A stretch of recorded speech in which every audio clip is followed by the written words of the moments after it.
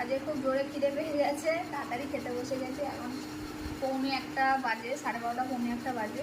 তো কথা হচ্ছে আজকে আমাদের রান্না হয়েছে চিংড়ি মাছ দিয়ে অনেক রকম সবজি দিয়ে একটা চচ্চড়ি। আর এদিকে আছে পাবদা মাছ, একদম ডিমওয়ালা পাবদা মাছ।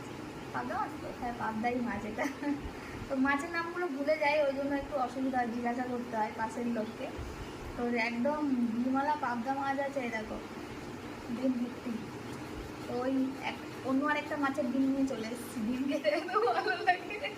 আমার মাছের দেখ, এদিকে দেখ, আমার মাছেরও ডিম আছে, এই যে আমার মাছেরও ডিম আছে, অথচ আরেকটা মাছ থেকে ডিম খুলে নিয়ে চলে এসেছি আমি।